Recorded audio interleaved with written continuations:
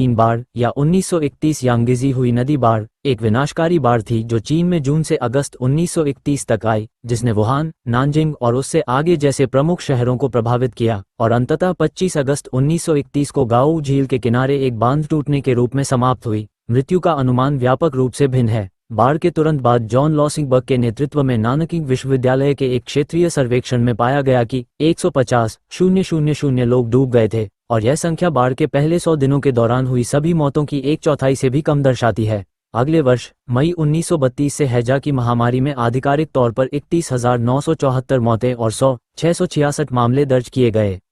1928 से 1930 तक चीन लंबे सूखे से पीड़ित था।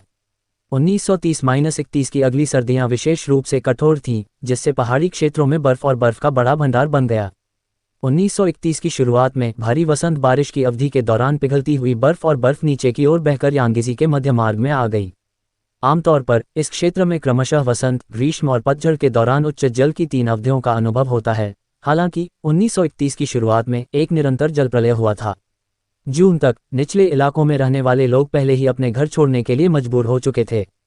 साथ गर्मियों में अत्यधिक चक्रवाती गतिविधि की भी विशेषता थी। अकेले उस वर्ष जुलाई में इस क्षेत्र में 9 चक्रवात आए, जो प्रति वर्ष 2 के औसत से काफी अधिक था।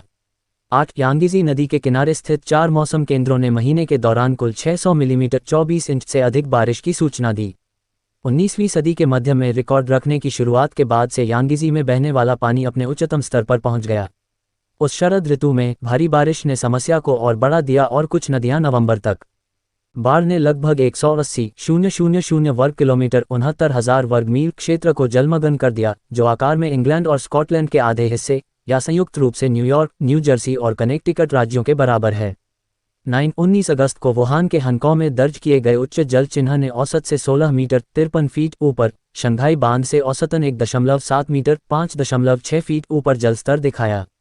8-10 चीनी भाषा में इस घटना को आमतौर पर यांगजी हुई बाढ़ आपदा के नाम से जाना जाता है। देश भर के अधिकांश जलमार्ग जलमग्न हो गए, विशेषकर पीली नदी और ग्रैंड कैनाल। 8 सबसे गंभीर रूप से प्रभावित प्रांत हुई हुबेई, हुनान, जियांगसू, झेजियांग, जियांगशी, हेनान और शेडोंग थे। मुख्य बाढ़ क्षेत्र से परे दक्षिण में ग्वांगडोंग, उत्तर में मंचूरिया और पश्चिम में सिचुआन तक के क्षेत्र भी जलमग्न हो गए। इस बाढ़ को अक्सर मरने वालों की संख्या के हिसाब से चीन में आपदाओं की सूची में शामिल किया जाता है। कभी कभी ये दुनिया की सबसे घातक आपदाओं की सूची में शीर्ष पर होती है।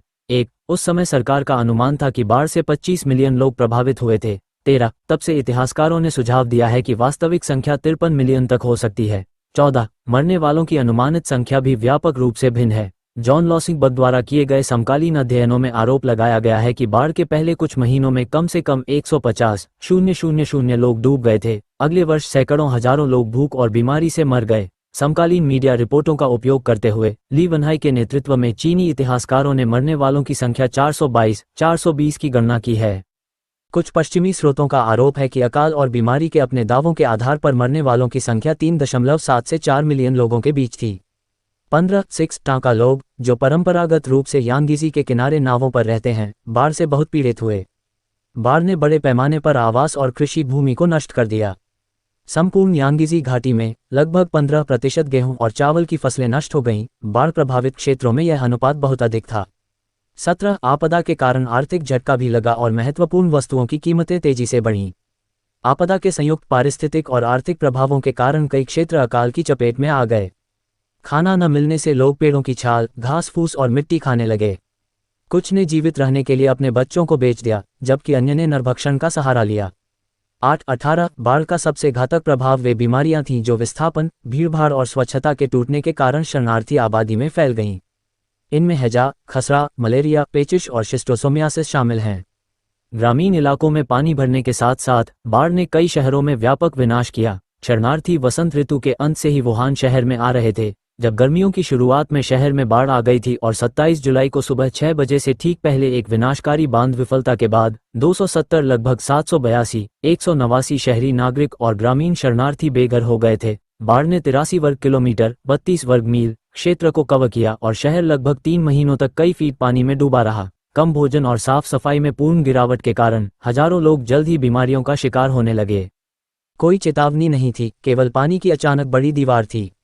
उन दिनों वुहान की अधिकांश इमारतें केवल 1 मंजिल ऊंची थीं और कई लोगों के लिए बचने का कोई रास्ता नहीं था, वे हजारों की संख्या में मर गए। मैं कंपनी के मुख्य कार्यालय से ड्यूटी से आ रहा था, जो शहर के केंद्र के पास एक बिल्कुल नई 3 मंजिला इमारत थी।